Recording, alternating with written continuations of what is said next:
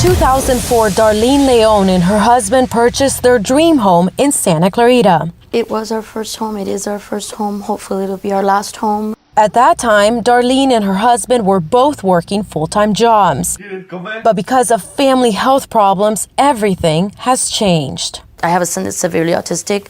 After his 18th birthday, he had a 6-minute grand mal seizure. Since then, my son has continuously had seizures. Between my son having that first seizure and the continuation of them, and my dad's Alzheimer's and dementia, I had to make the decision to stay home. Darlene's husband works 2 jobs, but without her income, the bills started to pile up.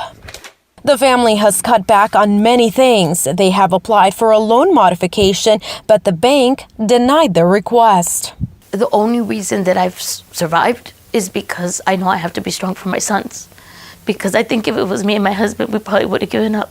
It's Giovanni's safe haven, and we have to do everything possible. And I think I used the terminology to Richard that he was like, "You're not going to do that. That's not going to happen." I told him, I don't care if I have to sell pints of blood on the corner of a street because they can't take this away from Gio. Richard Sherman with Realty One Group is helping the Leon family with their loan modification. In her case in particular, she's got 4 kids. She was working, her husband was working. One of her kids has become a Marine, for goodness sake. The other is learning disabled. She's now caring for her father, and her 2 other kids are honor students. What more could you ask of somebody from society? What more could you ask of them? He says he's not giving up without a fight. We will get them to change course. This nonsense where they have no economic hardship, we will get them to reverse course on.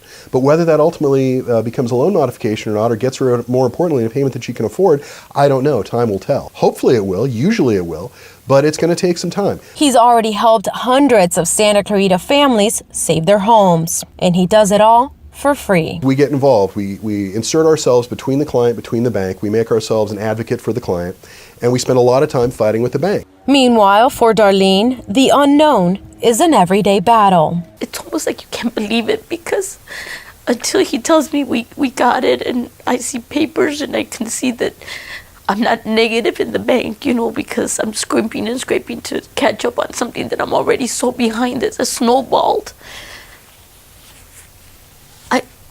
I don't know. At this time, the faith of this family and their home is in the hands of the bank. For Eye on Santa Clarita, I'm Wendy Aguilar.